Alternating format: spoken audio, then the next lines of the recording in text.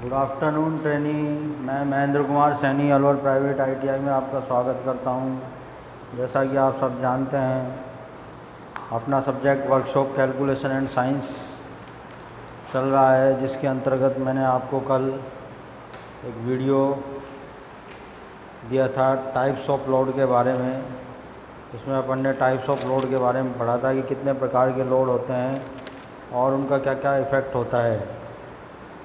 आज हम स्ट्रेस के बारे में, टॉपिक हमारा क्या चल रहा है, workshop calculation and science.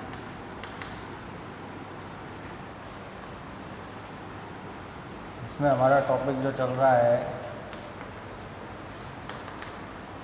Stress and strain.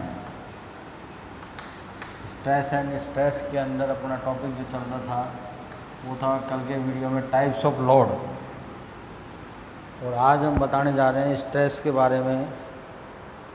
किसके बारे में? स्ट्रेस के बारे में, कि स्ट्रेस क्या होती है। तो स्ट्रेस पढ़ने से पहले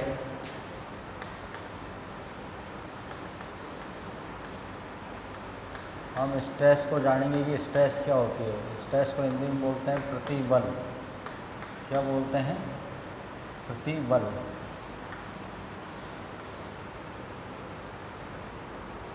तो स्ट्रेस पढ़ने से पहले मैं आपको कुछ फोर्सों के बारे में बताना चाहता हूँ। स्ट्रेंथ ऑफ मटेरियल में जो फोर्स लगते हैं वो कौन कौन से फोर्स होते हैं, उनके बारे में मैं आपको, उसके बारे में अपन डिस्कस करना है। सबसे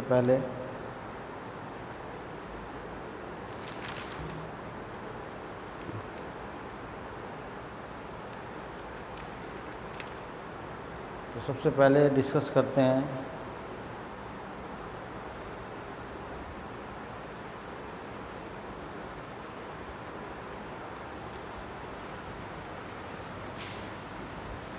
ये कोई बॉडी है, इस पर मैं अप्लाई करता हूँ।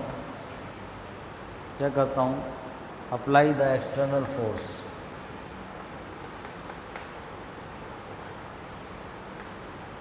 कैसी बॉडी है? डिफॉर्मेबल बॉडी है। ये डिफॉर्मेबल बॉडी है, विरूपित बॉडी है, विरूपित पिंड है, जो कि विरूपण हो सकता है, जिसमें स्ट्रेन पैदा हो सकती है। तो इसमें क्या होगा? डिफॉर्मेशन होगा। क्या होगा? सबसे पहली चीज़ डिफॉर्मेशन होगा। और डिफॉर्मेशन क्या करेगा? इंटरनल रेजिस्टिव फोर्स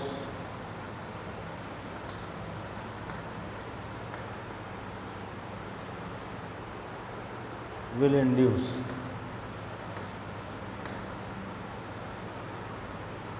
मतलब किसी भी डिफॉर्मेबल बॉडी में जब अपन एक्सटर्नल फोर्स अप्लाई करते हैं तो डिफॉर्मेशन होता है बॉडी में। बॉडी में क्या होगा? विरूपण पैदा होगा। विरूपण पैदा होने से क्या होगा? विरूपण पैदा होने से पहले बॉडी के अंतर्गत इंटरनल रेजिस्टिव फोर्स इंड्यूस हो जाएंगे, पैदा हो जाएंगे। तो वो क्या करेंगे? मेटल की स्ट्रेंथ पर, स्ट्रेंथ ऑफ मटेरियल की अगर स्ट्रेंथ अपन ज़्यादा रखना चाहें, मोर रखना चाहें, तो हमारा इंटरनल रेजिस्टिव फोर्स भी कैसा होगा? IRF भी कैसा होगा? मोर। अगर मेटल की स्ट्रेंथ अधिक है तो इंटरनल रेजिस्टिव फोर्स भी उसका क्या होगा? अधिक होगा। इंटरनल रेजिस्टिव फोर्स अधिक है तो उसकी स्ट्रेंथ ऑफ मटेरियल भी अधिक होगी। जो भी स्ट्रॉन्गर मटेरियल है वो मोर इंटरनल रेजिस्टिव फोर्स होता है उनमें। कितना ज़्यादा? More internal resistive force. तो जो स्ट्रेस है हमारी, प्रतिबल है, वो लोड पे डिपेंड करता है। किस पे डिपेंड करता है? लोड पे डिपेंड करता है। जैसा जैसा लोड लगाएंगे वैसे वैसे स्ट्रेस पैदा होगी। इसमें लोड में एक तो फोर्स आ गया, दूसरा आ गया मूवमेंट एंड कपल। तो अभी अपन मूवमेंट एंड कपल की बात नहीं करते हैं, अपन तो खाली किसकी बात कर रहे हैं, फोर्स की यानी लोड की बात कर रहे हैं कि जैसा जैसा लोड लगाएंगे वैसा वैसा उसमें स्ट्रेस पैदा होगी। तो यहाँ पर जो लोड है वो भी टाइप्स ऑफ, जैसे लोड पढ़े थे हमने, उसी के प्रकार से जो फोर्स है, जो लोड के फोर्स लग रहे हैं वो फोर्स किस तरह के लगते हैं, किस तरह से लगते हैं, उसके बारे में पहले डिस्कस कर लें तो हम आगे बढ़ें। तो सबसे पहले मैं यही डिस्कस करना चाहता हूँ आपसे कि फोर्स कितने तरह से लग सकते हैं। तो पहला होता है अपने पास में पॉइंट फोर्स।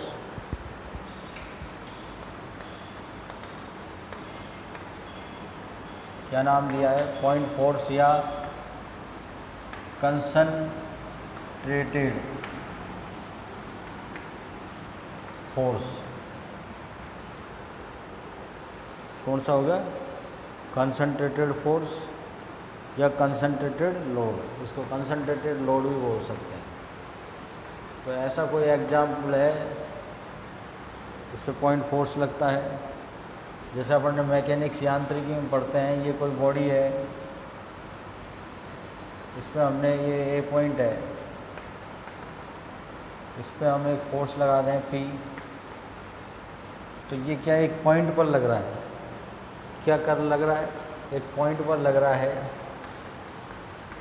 इसका प्रभाव इस पॉइंट पर है, तो ये क्या कहलाएगा, एक पॉइंट फोर्स कहलाएगा इंजीनियरिंग मैकेनिक्स के अंदर। क्या कहलाएगा, पॉइंट पर लग रहा है तो क्या कहलाएगा, पॉइंट फोर्स कहलाएगा। मान लो 10 न्यूटन का बल लगा रहे हैं हम इस पर, तो एक पॉइंट पर प्रभाव दिखा रहा है, इसका लाइन ऑफ एक्शन यही पॉइंट है, तो ये क्या कहलाएगा, पॉइंट फोर्स कहलाएगा। तो पॉइंट फोर्स की डेफिनेशन क्या होती है, the force are action on the point, they are point force. वे बल जो एक बिंदु पर कार्य करते हैं वो क्या कहलाते हैं, पॉइंट फोर्स कहलाते हैं। क्या कहलाते हैं, पॉइंट फोर्स कहलाते हैं। अब जैसे एसएम की बात करें, हम स्ट्रेंथ ऑफ मटेरियल की बात करें, तो यहाँ हम एक बार लेते हैं, उसमें हम एक पॉइंट लेते हैं ए और दूसरा पॉइंट लेते हैं बी, इस पर हम बल लगा रहे हैं एक पी फोर्स,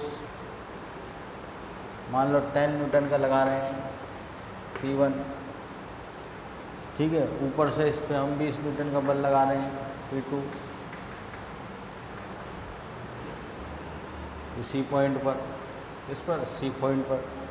तो ये सब क्या है,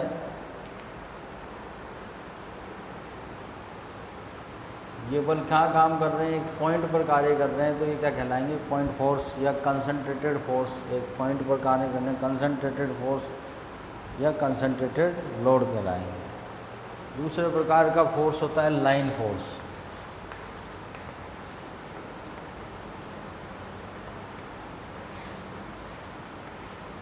लाइन फोर्स क्या होता है, वह बल जो एक लाइन पर कार्य करते हैं।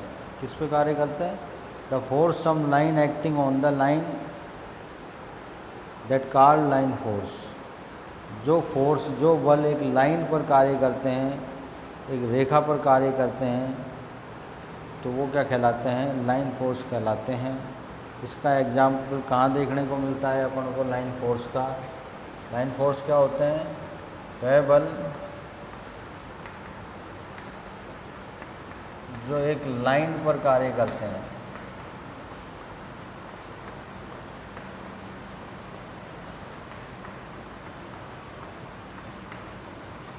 क्या कहलाते हैं, लाइन फोर्स कहलाते हैं। क्या कहलाते हैं, लाइन फोर्स कहलाते हैं। अब ऐसा कोई बल देखा है आपने जो लाइन पर, ऐसा कोई एग्जाम्पल, तो इसका एग्जाम्पल है, जैसे ये कोई बीकर है, फ्लूइड मैकेनिक्स में मिलता है, इस पर तरल भरा हुआ है और मैं इसकी एक लाइन पर यहाँ फोर्स लगाऊं जो कि इस लाइन पर कार्य करे, तो ये फोर्स क्या कहलाता है? Line force. क्या कहलाता है? लाइन फोर्स कहलाता है। क्या कहलाता है?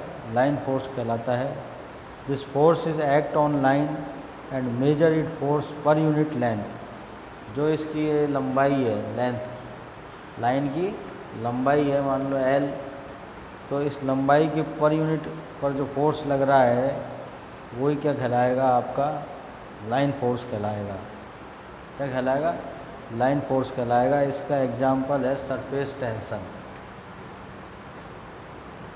क्या एग्जाम्पल है इसका? Surface tension. ये पानी की सतह पर एक लाइन पर लगने वाला बल क्या कहलाता है? Surface tension. इसको अपन सरफेस टेंशन को ST से डिनोट कर देते हैं। ST बराबर क्या होता है? F force per unit length.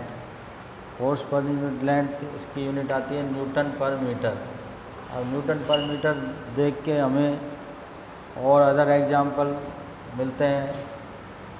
Other example क्या मिलते हैं? एग्जाम्पल मिलते हैं UDL and UVL, uniform distributed load, uniform vertical load. ठीक है, यूनिफॉर्म डिस्ट्रीब्यूटेड लोड और यूनिफॉर्म वर्टिकल लोड जो बीम में लगते हैं, स्ट्रक्चर में लगते हैं, ये भी क्या है? लाइन फोर्स हैं। और इसको किससे डिनोट करते हैं? W बराबर W/L। ये हमारा UDL और UDL, इसका भी यूनिट क्या होता है? न्यूटन पर मीटर। ये हमारा लाइन फोर्स होता है। लाइन फोर्स के बाद आता है एरिया फोर्स। कौन सा फोर्स आता है? Area force.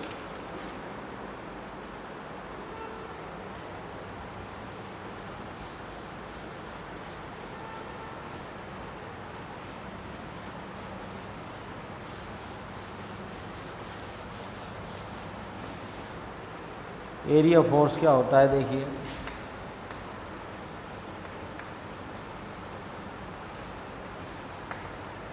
एरिया यानी किसी क्षेत्रफल पर लगने वाला बल, किसी इकाई क्षेत्रफल पर लगने वाला बल ही एरिया फोर्स कहलाता है। A force distributed the area, मतलब एक बल जो कि एक एरिया पर फैला हुआ है और कार्य कर रहा है उस पर, तो वो क्या कहलाएगा? एक एरिया फोर्स कहलाएगा। मतलब a force is distributed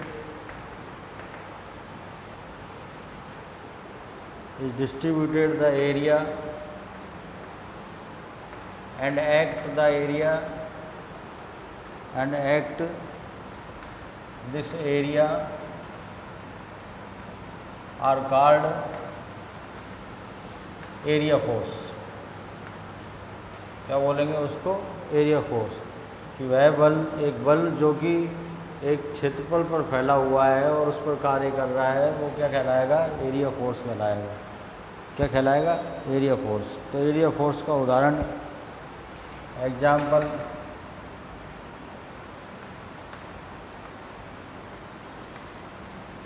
area force. ये एग्जाम्पल मिलता है हमें प्रेशर में। इसमें मिलता है प्रेशर यानी दाब में। दाब जो होता है वो क्या होता है? जैसे ये कोई पर्टिकुलर एरिया है, तो इस पर जो फोर्स लग रहा है वो क्या है? आपका एरिया फोर्स। क्या कहलाता है? Area force. ये एरिया A है इसका, और यहाँ जो फोर्स लग रहा है F, ये क्या कहलाएगा? पूरे एरिया पर फैला हुआ है, इसलिए एरिया फोर्स कहलाएगा। तो प्रेशर जो होता है वो यही होता है कि जो फोर्स पर यूनिट एरिया, पर यूनिट एरिया पर लगने वाला बल ही क्या कहलाता है? प्रेशर कहलाता है। और इसकी यूनिट होती है न्यूटन पर मीटर स्क्वायर। न्यूटन पर मीटर स्क्वायर। तो जो प्रेशर से संबंधित ही चीज़ हमारे पास में आती है स्ट्रेस। क्या आती है? स्ट्रेस भी यही होती है, पर यूनिट एरिया। फोर्स जो लग रहा है, stress is also calculated as force per unit area. Stress भी कैसे कैलकुलेटेड की जाती है? फोर्स पर यूनिट एरिया में कैलकुलेटेड की जाती है। स्ट्रेस को हम सिग्मा से या टाउ से प्रदर्शित करते हैं और ये होती है F/A के बराबर। ये भी इसका भी मात्रक क्या होता है, न्यूटन पर मीटर स्क्वायर। क्या होता है, न्यूटन पर मीटर स्क्वायर। ये हमारी स्ट्रेस। लेकिन स्ट्रेस खाली सॉलिड में डिफ़ाइन की जाती है, स्ट्रेंथ ऑफ मटेरियल में डिफ़ाइन की जाती है स्ट्रेस को हम। और प्रेशर को हम किस में डिफ़ाइन करते हैं, फ्लूइड में। प्रेशर कहाँ लगता है, फ्लूइड में। और प्रेशर हमेशा क्षेत्रफल के कैसे लगता है, नॉर्मल लगता है। Pressure can act normal to the area. जो एरिया है उसके अभिलंबित कार्य करता है। कैसे कार्य करता है, अभिलंबित कार्य करता है, मतलब 90 डिग्री पर कार्य करता है। जबकि स्ट्रेस में हम बल को कैसे भी लगा सकते हैं, इंक्लाइंड भी लगा सकते हैं, नॉर्मल भी लगा सकते हैं, पैरेलल भी लगा सकते हैं। एरिया के जो क्षेत्रफल के पैरेलल भी लगा सकते हैं स्ट्रेस में, इंक्लाइंड भी लगा सकते हैं और उसके अभिलंब भी लगा सकते हैं। स्ट्रेस एक टेंसर क्वांटिटी है, टेंसर फिजिकल क्वांटिटी है, जबकि प्रेशर एक स्केलर फिजिकल क्वांटिटी है। ये इनमें अंतर है। It is calculated as, pressure stress को कैलकुलेटेड करते हैं। स्ट्रेस को कैसे कैलकुलेटेड करते हैं, इंटरनल रेजिस्टिव फोर्स से पर यूनिट एरिया। ये हमारी स्ट्रेस होती है। जबकि प्रेशर में बाह्य बल होता है, जो F लगता है वो क्या होता है, एक्सटर्नल होता है, external force per unit area. ये प्रेशर होता है। यूनिट दोनों की सेम होती है, लेकिन स्ट्रेस सॉलिड में कार्य करती है और प्रेशर फ्लूइड में कार्य करता है। स्ट्रेस को एक पॉइंट पर मेजर किया जाता है और प्रेशर को भी एक पॉइंट पर मेजर किया जाता है। उस पॉइंट पर स्ट्रेस में, उस पॉइंट पर 9 स्टैंडर्ड कंपोनेंट हो सकते हैं। उनका मान बराबर भी हो सकता है और बराबर नहीं भी हो सकता, 9 स्टैंडर्ड का। जबकि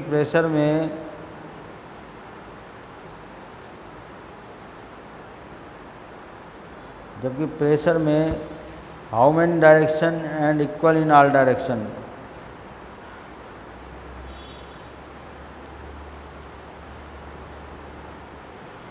प्रेशर जो है मैनी डायरेक्शन में लग सकता है, लेकिन उन डायरेक्शन बराबर होती हैं। क्या होती हैं, दिशाएं बराबर होती हैं। इक्वल इन ऑल डायरेक्शन, सभी दिशाओं में प्रेशर का मान क्या होता है, बराबर होता है।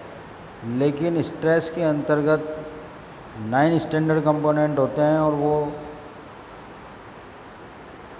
मैग्नीट्यूड में बराबर भी हो सकते हैं और बराबर नहीं भी हो सकते हैं। तो ये इनमें ख़ास तौर से स्ट्रेस और प्रेशर में अंतर है। इसी तरह से एरिया फोर्स के बाद में आता है वॉल्यूम फोर्स भी होता है, जिसको हम बॉडी फोर्स भी बोलते हैं।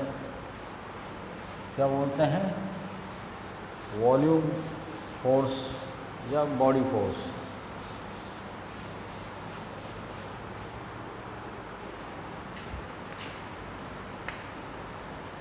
Volume force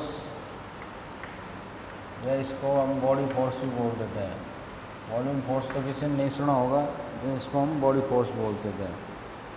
this force acting on wool body, मतलब ये फोर्स, वॉल्यूम फोर्स जो होता है ये पूरी बॉडी पर बिखरा हुआ रहता है, पूरी बॉडी पर बिखरा हुआ रहता है।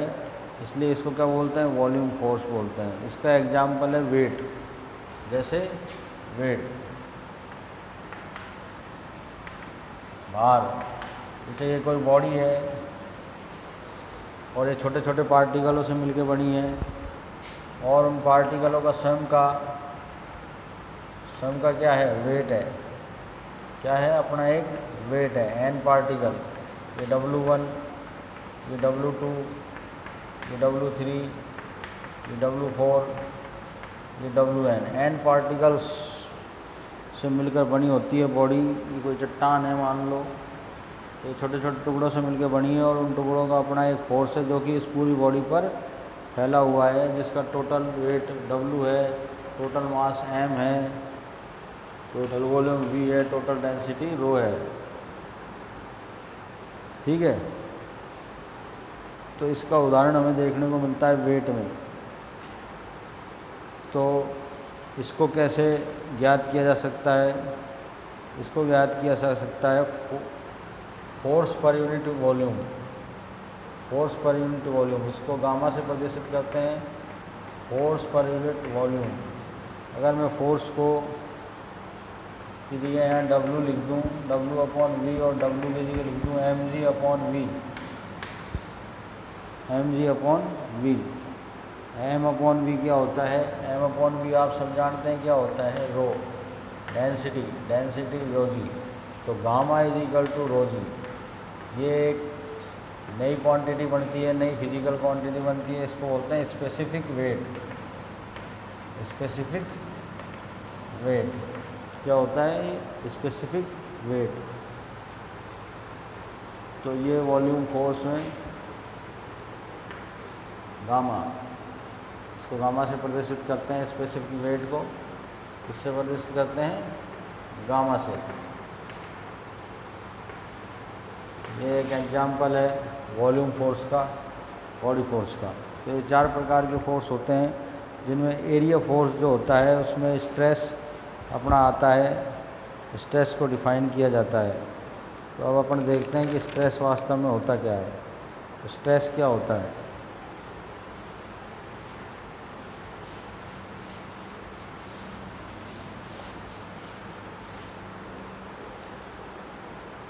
स्ट्रेस क्या है? पहली चीज़ इसमें क्या है? It is a physical quantity which gives the measure of strength of material, which give the measure of strength of material।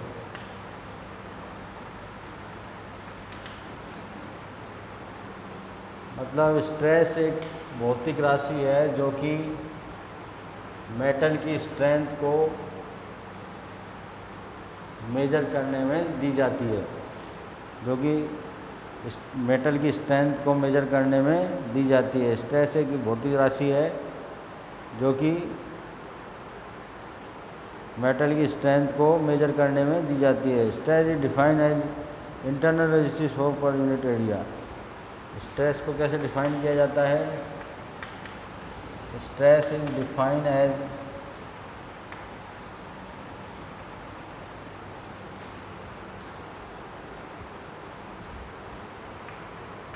Internal resistive force per unit area. Stress को पर यूनिट एरिया में define किया जाता है, force per unit area में define किया जाता है। यानी stress is denoted by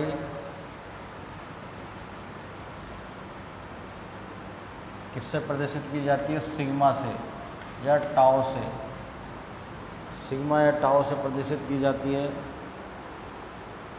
sigma जो होती है वो होती है नॉर्मल स्ट्रेस। क्या होती है? नॉर्मल स्ट्रेस, अविलंब प्रतिबल। और टॉय जो है वो है शियर स्ट्रेस कहलाती है। क्या कहलाती है? Shear stress.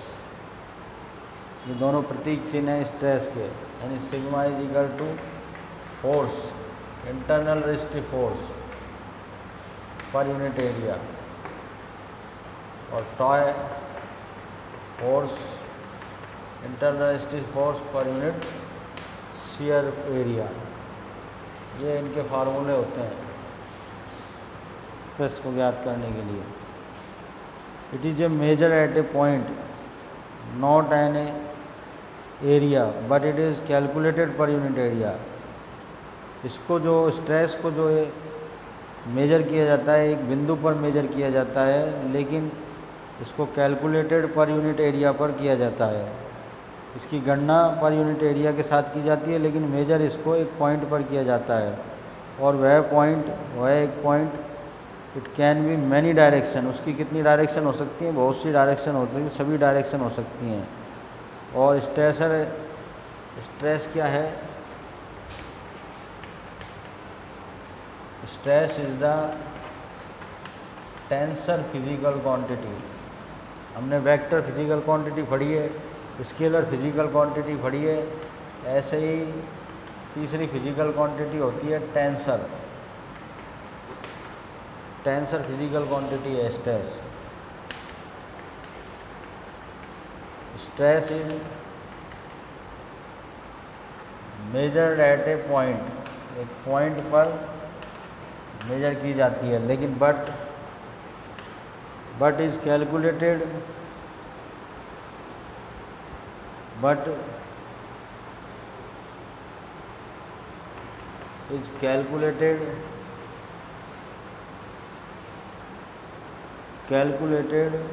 पर यूनिट एरिया।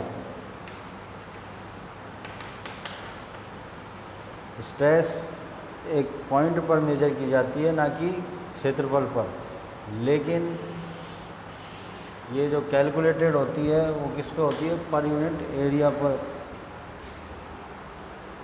होती है। और at a point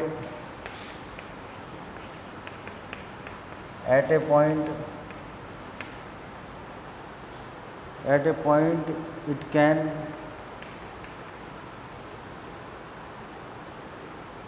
act in many direction या all direction।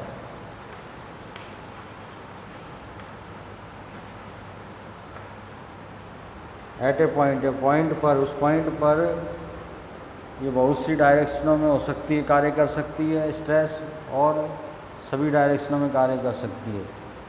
ठीक है, सभी डायरेक्शनों में।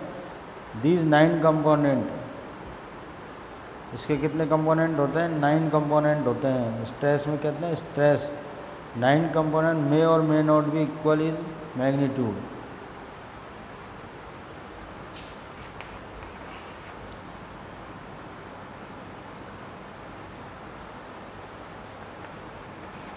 It can be 9 standard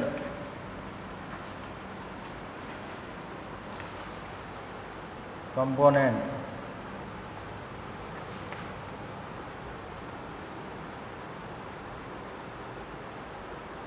standard component at a point which may or may not be equal in magnitude. मतलब उस पॉइंट पर इसके स्ट्रेस के 9 स्टैंडर्ड कंपोनेंट होते हैं, जो कि बराबर भी हो सकते हैं मैग्नीट्यूड में, परिमाण में, और नहीं भी हो सकते हैं। ठीक है, अब स्ट्रेस कैसी क्वांटिटी है, टेंसर क्वांटिटी है। तो टेंसर क्वांटिटी में क्या होती है, टेंसर क्वांटिटी में 2 चीज़ों की डिमांड होती है, एक तो डायरेक्शन की और एक मैग्नीट्यूड की। इसमें मैग्नीट्यूड के साथ साथ में 2 डायरेक्शन काम करती हैं। कितनी काम करती हैं, 2 डायरेक्शन काम करती हैं स्ट्रेस में। इसलिए इसको सफिक्स के रूप में इस प्रकार लिखा, सिग्मा एक्स एक्स। एक्स तो किसको बताता है, फेस को, और दूसरा एक्स किसको बताता है, दूसरा एक्स बताता है आपके प्लेन को। एक एक्सिस को बताता है और एक एक्स फेस को बताता है।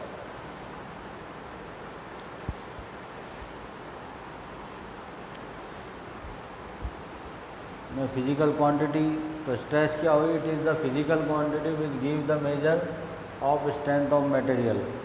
मतलब मेटल की स्ट्रेंथ को मेजर करने के लिए एक भौतिक राशि है स्ट्रेस, जो मेटल को स्ट्रेंथ को मेजर करने के लिए दी जाती है। Stress define as internal resistive force per unit area. Stress को कैसे परिभाषित कर सकते हैं, internal resistive force per unit area से परिभाषित किया जा सकता है। Stress is denoted by sigma या टॉय से। सिग्मा होती है नॉर्मल स्ट्रेस अभिलंब प्रतिबल और टॉय होती है शियर स्ट्रेस कर्तन प्रतिबल।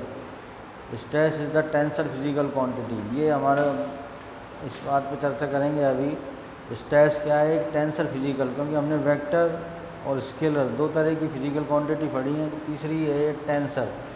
टेंसर फिजिकल क्वांटिटी वो होती है जिसमें मैग्नीट्यूड के साथ साथ में दो डायरेक्शन होती हैं, और वेक्टर क्वांटिटी क्या होती है जिसमें मैग्नीट्यूड के साथ साथ में एक डायरेक्शन होती है, और स्केलर क्वांटिटी में खाली मैग्नीट्यूड होता है और डायरेक्शन कोई नहीं होती है। ठीक है, तो जीरो ऑर्डर और जीरो रैंक टेंसर क्वांटिटी में क्या होता है ये मैं आपको बता दूं, इसका स्क्रीनशॉट ले लेना। स्ट्रेस को हम एक पॉइंट पर मेजर करते हैं, लेकिन इसको पर यूनिट एरिया में कैलकुलेटेड करते हैं। उस पॉइंट पर यह मैनी डायरेक्शन में स्ट्रेस लग सकती है। उस पॉइंट पर कैसे मैनी डायरेक्शन में कार्य कर सकती है उस पॉइंट पर। और उस पॉइंट पर इस स्ट्रेस के 9 स्टैंडर्ड कंपोनेंट होते हैं, जो कि मैग्नीट्यूड में परिमाण में इक्वल भी हो सकते हैं और नहीं भी हो सकते हैं। तो ये पूरी स्ट्रेस की डेफिनेशन है, पूरा स्ट्रेस का वर्णन है। तो स्ट्रेस टेंसर क्वांटिटी कैसे है, ये चीज़ मैंने आपको पहले नहीं बताई है, तो मैं आपको ये बता देता हूँ। देखिए, ये जो अपनी scalar quantity, vector quantity, physical quantity जो होती हैं, वो किस प्रकार से वेक्टर होती हैं, टेंसर होती हैं या स्केलर होती हैं। जीरो ऑर्डर या zero rank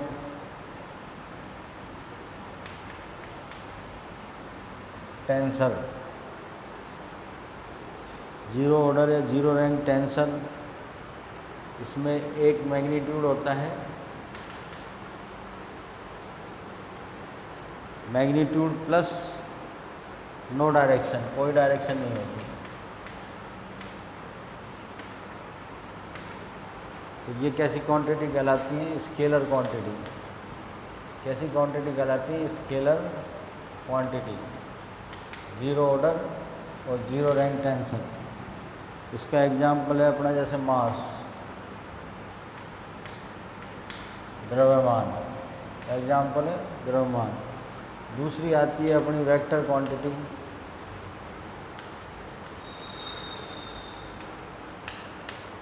first rank, first order और फर्स्ट रैंक टेंसर। ये क्या कहलाती है? फर्स्ट ऑर्डर और फर्स्ट रैंक टेंसर। इसमें एक मैग्नीट्यूड होता है प्लस 1 डायरेक्शन होती है।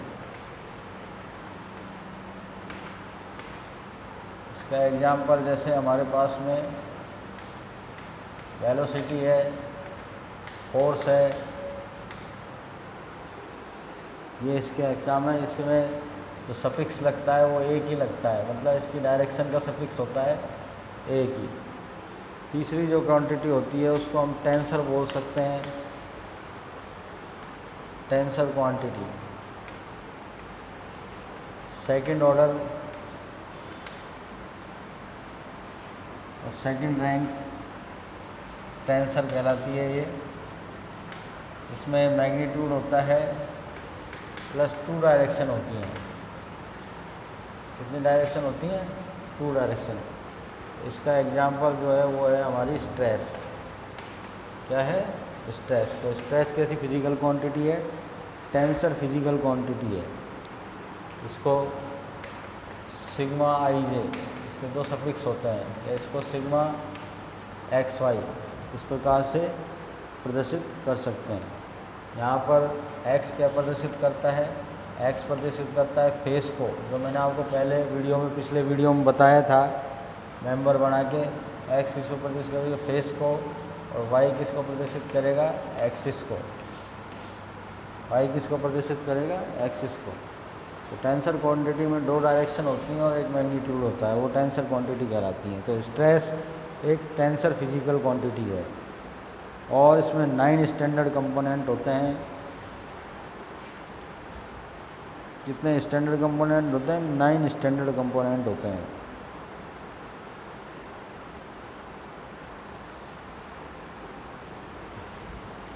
तो अब अपन उनकी बात कर लेते हैं थोड़ी सी। 9 स्टैंडर्ड कंपोनेंटों की। 9 स्टैंडर्ड कंपोनेंट कैसे होते हैं? जैसे कल मैंने एक मेंबर बनाया था, उस मेंबर में क्योंकि स्ट्रेस एक पॉइंट पर कार्य करती है। किस पर कार्य करती है? एक पॉइंट पर कार्य करती है। स्ट्रेस किस पर कार्य करती है? एक पॉइंट पर कार्य करती है। तो पॉइंट पर, एक पॉइंट को हम कुछ ही मान सकते हैं, एक रेक्टेंगुलर पॉइंट ही मान सकते हैं, एक स्फीयर भी मान सकते हैं, सिलेंड्रिकल भी। वो अपने ऊपर अज्यूम करता है कि मैं क्या मानूँ उस पॉइंट को।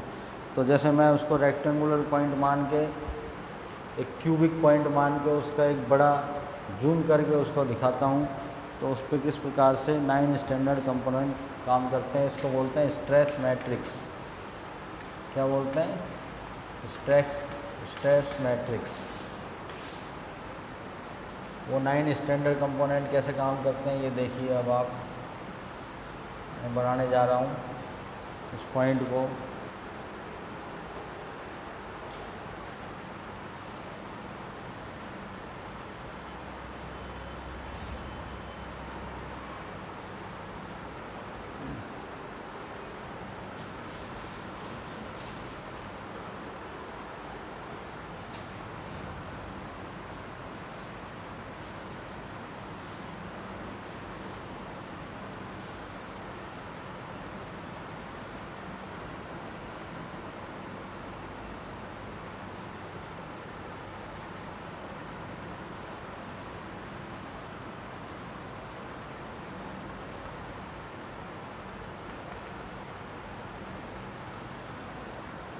देखिए ये मेरा छोटा सा कंपोनेंट है, मैंने इसको जूम करके दिखाया है।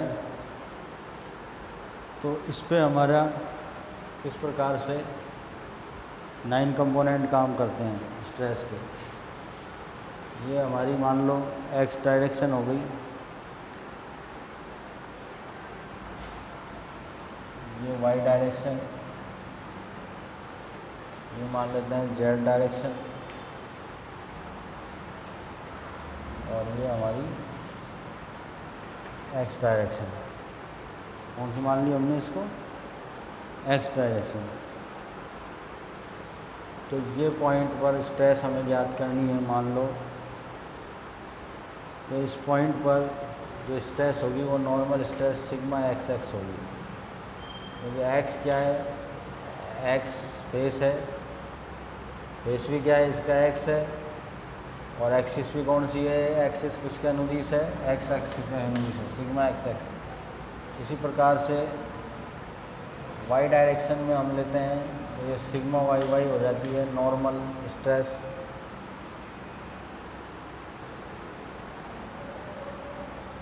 इसी प्रकार से जेड डायरेक्शन में सिग्मा जेड जेड। तो ये 3 तो हमारी नॉर्मल स्ट्रेसेस हो जाती हैं। कितनी हो जाती हैं? Normal stresses. किसी बॉडी के अंदर स्ट्रेस मैनी डायरेक्शन में हो सकती है, लेकिन उसके 9 स्टैंडर्ड कंपोनेंट होते हैं, जिनमें से 3 नॉर्मल कंपोनेंट होते हैं जिनको नॉर्मल स्ट्रेस बोलते हैं, और 6 शियर कंपोनेंट होते हैं या पैरेलल कंपोनेंट होते हैं जिनको शियर स्ट्रेस बोलते हैं। ठीक है। ये वाला फेस हमारा कौन सा है?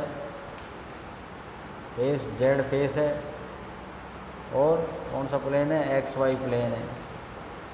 इसी तरह से ये वाला हमारा कौन सा फेस है? एक्स फेस है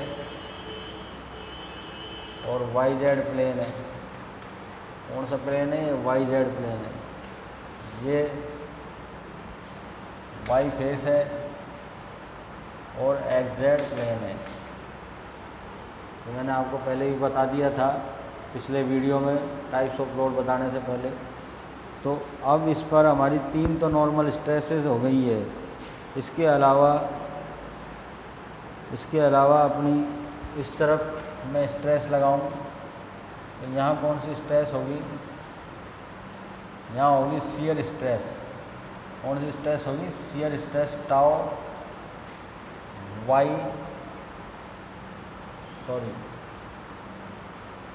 एक्सिस और फेस तो है एक्स टाउ एक्स वाई, कौन सी होगी, टाउ एक्स वाई।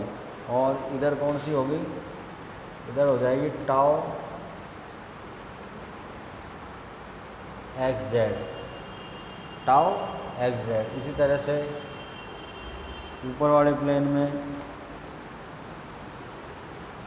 ये वाली टाउ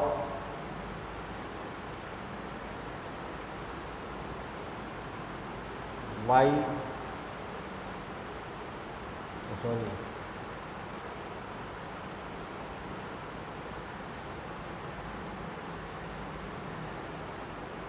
टाउ वाई एक्स, कौन सी हो जाएगी, टाउ वाई एक्स। और इधर टाउ वाई जेड। ऐसे ही इसमें बना सकते हैं हम, ये tau x Y z y, तो फेस तो जेड है ये और वाई एक्सिस है, इधर बनाएंगे तो फेस तो Z x, tau Z x. तो इस तरह से ये 9 स्टैंडर्ड कंपोनेंट आ गए। तो इसमें 9 स्टैंडर्ड कंपोनेंट में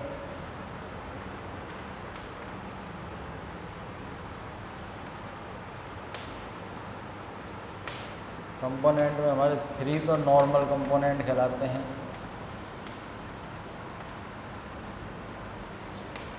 इन्हीं को ही हम 3 नॉर्मल स्ट्रेस बोलते हैं।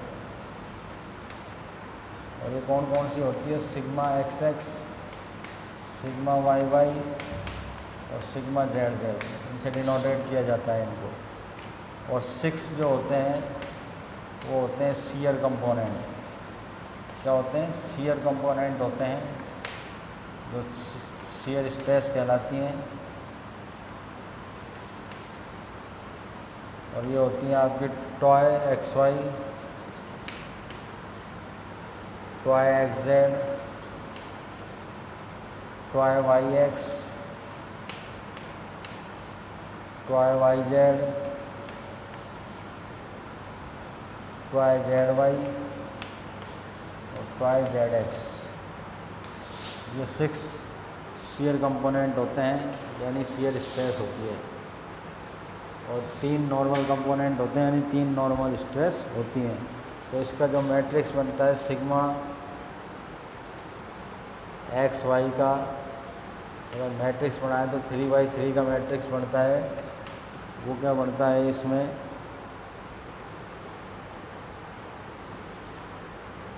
ये होती है sigma x x, sigma x x, sigma y y और सिग्मा जेड जेड। और यहाँ नॉर्मल, यहाँ शियर कंपोनेंट होते हैं, शियर स्ट्रेस होती है X Y, X Z, Y X, Y Z,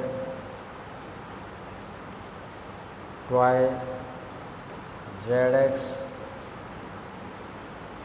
Z Y और सिग्मा जेड जेड। तो ये जो 3 कंपोनेंट हैं, ये तो क्या कहलाते हैं, नॉर्मल कंपोनेंट। नॉर्मल कंपोनेंट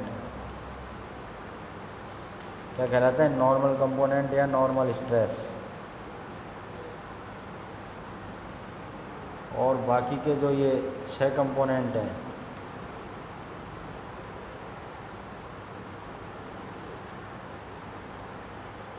ये जो 6 कंपोनेंट हैं ये कहलाते हैं शियर कंपोनेंट। क्या कहलाते हैं, शियर कंपोनेंट।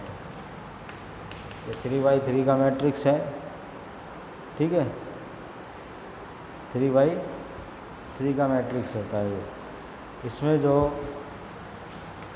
ट्वाई एक्स वाई होती है वो किसके बराबर होती है, ट्वाई एक्स वाई बराबर होती है ट्वाई वाई एक्स के। ऐसे ही ट्वाई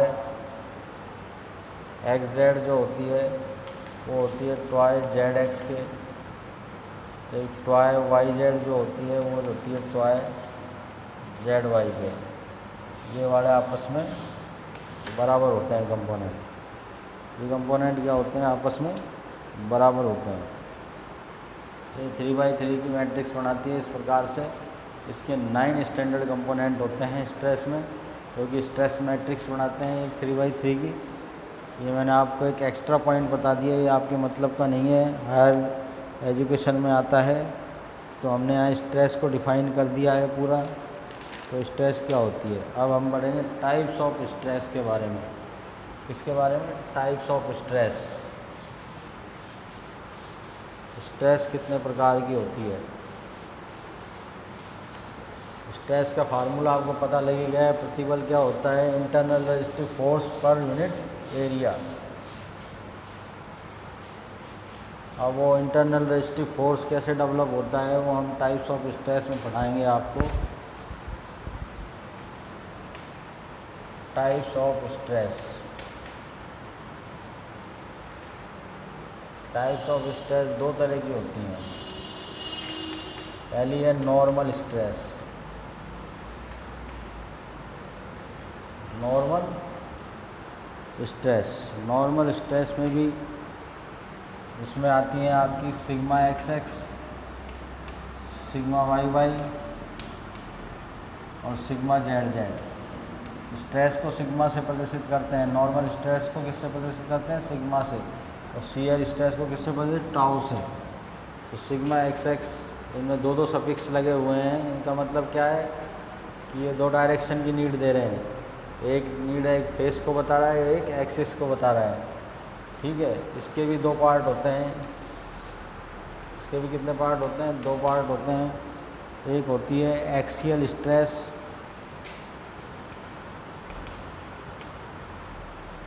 एक्सियल स्ट्रेस, और दूसरी होती है बेंडिंग स्ट्रेस। दूसरी कौन सी होती है, बेंडिंग स्ट्रेस।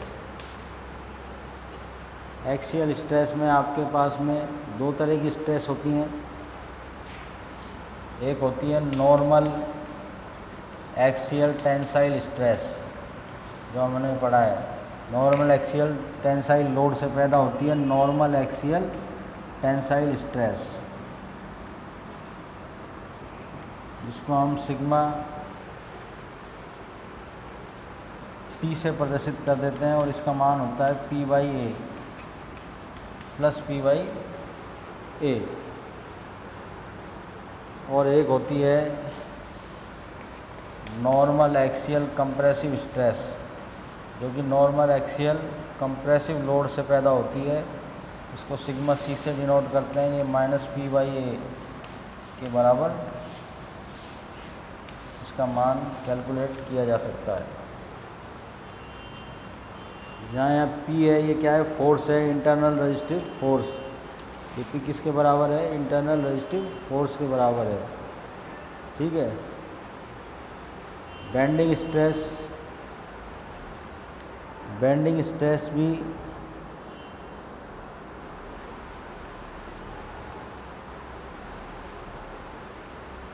दो तरह की आती हैं हमारे पास में। सिग्मा B ये होती है प्लस MB/Z, और सिग्मा B अगर टेंसाइल लोड लग रहा है तो बेंडिंग कैसा होगा, प्लस MB/Z का। और कंप्रेसिव लोड लग रहा है तो compressive stress, normal axial compressive stress, तो उसमें बेंडिंग कैसी आएगी, कंप्रेसिव बेंडिंग स्ट्रेस पैदा होगी। इसको -MB/Z से नोट करेंगे। Z क्या है यहाँ पर, सेक्शन मॉडुलस। क्या कहलाता है, सेक्शन मॉडुलस। क्या कहलाता है, सेक्शन मॉडुलस। दूसरे प्रकार की स्ट्रेस आती है हमारे पास में, shear stress.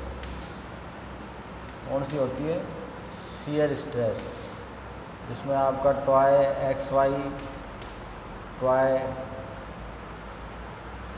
XZ, toy YZ, toy ZY, toy ZX और टॉय XZ। सॉरी, ZX तो हो गया, XY, YX, YX, ये आपकी 6 तरह की डायरेक्ट शियर स्ट्रेस होती है। इसमें भी 2 तरह की होती हैं, एक डायरेक्ट शियर स्ट्रेस और एक टॉरोजनल शियर स्ट्रेस।